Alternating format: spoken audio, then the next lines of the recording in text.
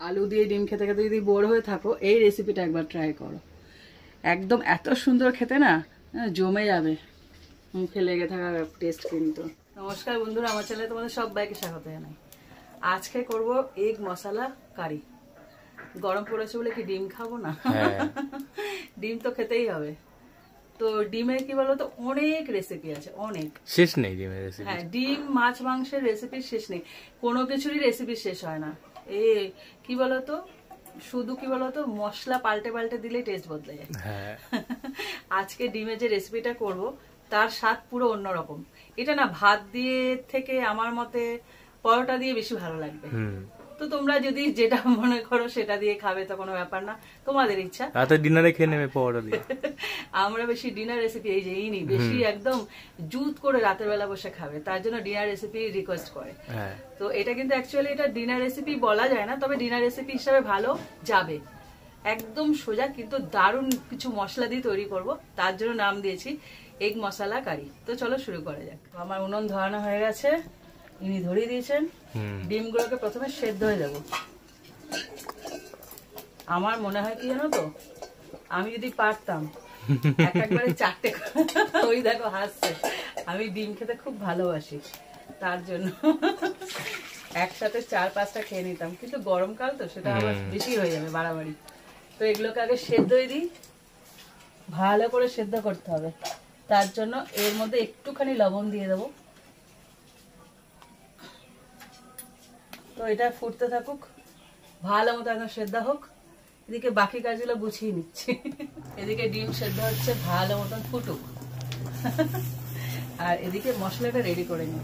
এখানে নিয়েছি দেখো বেশ কিছুটা রসুন, অনেকটা, প্রায় 8-9 কোয়া রসুন, আর 2 টুকরো আদা, আর এখানে মিডিয়াম সাইজের পেঁয়াজ নিয়েছি। সবটা করব না, মানে পুরোটা বাটবো না, অর্ধেক বাটতে দেবো আর পরে যাবে অর্ধেক। তো এগুলো আগে বেটে নিই। আমার মনে হয় জানো তো, এখানে না আদা গাছ হয়ে যাবে, অর্ধেক আদা ছিটকে ছিটকে গিয়ে আদা গাছ হয়ে যাবে, রসুন গাছ হয়ে যাবে, আর কি। হ্যাঁ, সব ফ্রিতে পেয়ে যাবা ঘরে। এমনি যে কোনো কিছু খেলে তার দানা ফেলে আমার গাছ অনেক কিছুই গজিয়ে যায়। হ্যাঁ, অসুবিধা নেই কোনো, যেটুকু জমি আছে ওর মধ্যে তা মানে ফলিয়ে ফেলি, আমি কিছুই বাদ দিই না। ক্যাপসিকাম খেয়েছি, ওর দানাটাও রেখে দিয়েছি, দেখা যাক যদি হয়, পারলে আঙুর গাছও বসিয়ে দিতাম আমি। এই দেখো পেঁয়াজ অর্ধেক নিচে আর অর্ধেক রেখে দিয়েছি, পরে কাজে লাগবে। এগুলোকে একসাথে বেটে নেব।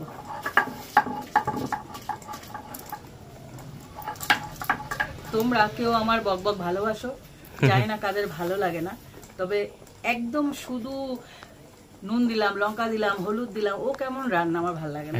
একটু তোমাদের সাথে গল্প করতে গল্প চললে রান্নাটা হয়ে যাবে, ভালো লাগে। এমনি বকতে ভালোবাসি তো, তাই। তো এটাকে আমি বেটে নিই। আমার পেঁয়াজ রসুন সব বাটা হয়ে গেছে, আদা। এবার ডিমটাকে তুলে নেবো, এটা সেদ্ধ হয়ে গেছে, জল কোথায় চলে গেছে সেদ্ধ হতে। ঠান্ডা জলে ডুবিয়ে দিলাম, ঠান্ডা জল মানে এমনি নর্মাল যে জল। এবার এটাকে পুরো ঠান্ডা করে তারপরে ছাড়াবো। ডিমগুলো সব ছাড়ানো হয়ে গেছে, আর কড়াই বসিয়ে দিলাম। ডিমগুলোকে সুন্দর করে ভেজে নেব। ওই দেখো আর একজন ঘুম থেকে উঠে এসছে, ঘুমটুম হয়ে গেছে। দিয়ে দিচ্ছি সরষের তেল। এইবার ডিমের গায়ে একটু লবণ হলুদ মাখিয়ে নেব। গায়ে হলুদ হবে এখন। কি হয়েছে, মিউ মিউ করে যাচ্ছে, ঘুম হয়ে গেছে, খেয়ে দিয়ে ঘুম দিল। কি হয়েছে, ভালো করে ডিমগুলোকে মাখিয়ে নি। তেলটা গরম হোক, তারপরে ডিমগুলোকে লাল করে ভেজে নেব। তেলটা পুরো গরম হয়ে গেছে, এবার ডিমগুলোকে একে একে ছেড়ে দেবো।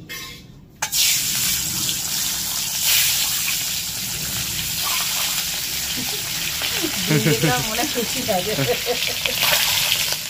ডিমগুলো দেখো লাল করে ভেজে নিয়েছি। এবার এগুলোকে এক এক করে, ইমা এই বাটিতে তুলছি কেন, আমি মাথায় গেছে আমার, ছোট্ট একটা বাটিতে তুলে ফেলছি। এগুলোকে তুলে নিই। আমার মুখে বেলে ডিম ফাটে কেন? এখন ডিমগুলো ফাটে জানো তো, আগে ফাটতো না। ফলস ডিম। সারা মুখ হয়ে গেল আমার তেলে। একটুখানি তেল তুলে নিলাম, এতটা তেল লাগবে না। এবার এর মধ্যে ফোড়নে দিয়ে দিচ্ছি একটা তেজপাতা। দেখো সারা গা তেলে ভরে গেছে। এই ডিম খুব ভয়ঙ্কর। আমি মুরগি পুষবো। আর গরম মশলা দিয়ে দিলাম হালকা একটুখানি ভেজে। এর মধ্যে পেঁয়াজ দুভাগে রেখেছিলাম, দেখো অর্ধেক কাটা আর অর্ধেক বাটা। এই কাটাটা আগে দিয়ে দেবো, এটাকে একটু ভেজে নেবো। মশলা ইফতারি বানাতে গিয়ে আমি মশলায় মানুষ হয়ে গেছি, দেখো সারা হাত মুখ হয়ে গেছে আমার। এটাকে ভেজে নিই তাহলে লাল করে। পেঁয়াজগুলোকে ভালো করে ভেজে নিয়েছি। আমার হাতে কি জ্বালা করছে, পুরো গরম তেলটা ছিটকে এসছে। এবার যে বাটা পেঁয়াজটা রেখেছিলাম, পেঁয়াজ আদা রসুন ওটা দিয়ে দেবো।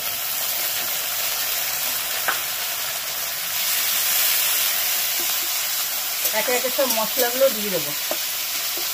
প্রকৃতির দৃশ্য দেখছে ওই পাশে।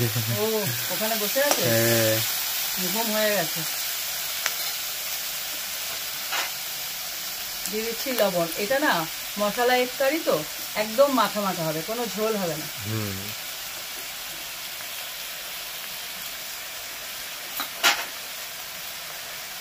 হলুদ গুঁড়ো,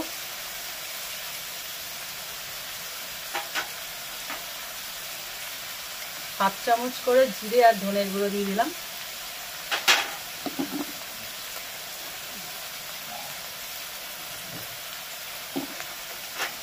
দিয়ে দিচ্ছি গরম মশলার গুঁড়ো।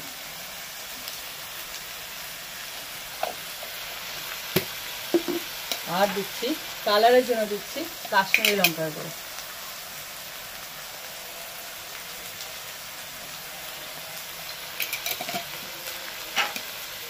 একটুখানি জল দেবো কষানোর আগে। এবার এটাকে ভালো করে কষাবো মশলাটা। এখানে আরো মশলা যাবে, তবেই তো খুব সুন্দর হবে খেতে, পুরো টেস্টটা আলাদা। দেখো মশলা থেকে পুরো তেল ছেড়ে দিয়েছে। এবার দিয়ে দিচ্ছি, এটা ব্যালেন্সের জন্য দিচ্ছি একটু চিনি, খুব বেশি না, একদম সামান্য।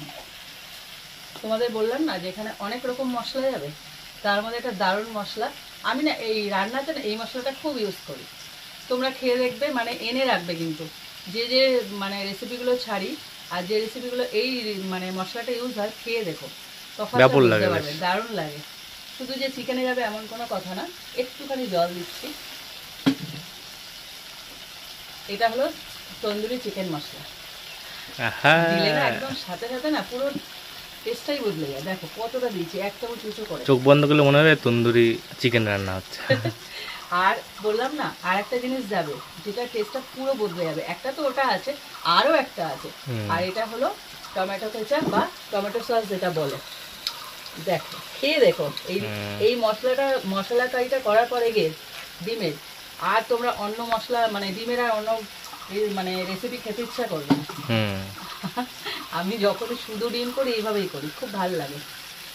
হালকা করে এটা ধুয়ে একটু জল দিচ্ছি।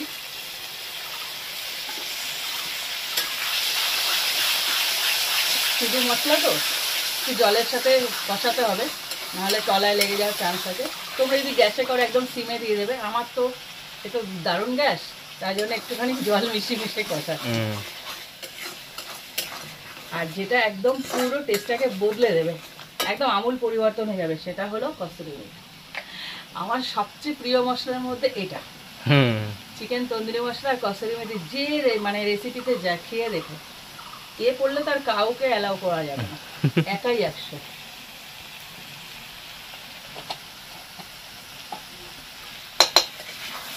দেখো তোমরা ওখানে বুঝতে পারছো না কি যে অপূর্ব একটা গন্ধ বেরিয়েছে না।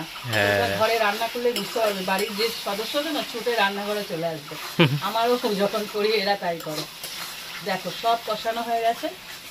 এবার এর মধ্যে একটু জল দেবো, একদম মাখা মাখা হবে, সেই পরিমাণ জলটা দিতে হবে।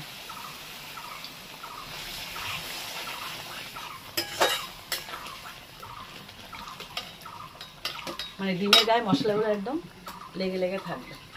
ঠিক এরকম একদম ঠিক থেকে একটা গ্রেভি তৈরি হবে। আর একটু জল লাগবে, একদম বসে যাবে না হলে। এইবার ডিমগুলোকে ছেড়ে দেবো। নাও তোমরা সাঁতার কাটো।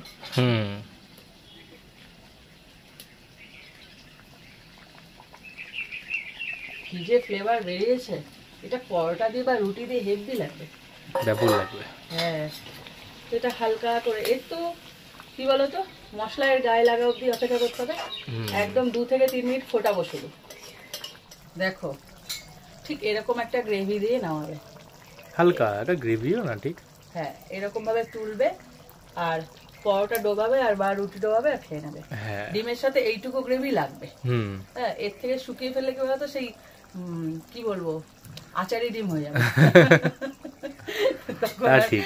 মশলা ডিম হবে না। হুম রেসিপিটা তোমরা ট্রাই করো, কমেন্ট করো, খেয়ে শেয়ার করো রেসিপিটা, আর ভালো লাগলে লাইক দিও, আর এরকম আরো রেসিপি পেতে আমার চ্যানেলটা সাবস্ক্রাইব করে দিও। তো আজকের মতো টাটা। টাটা।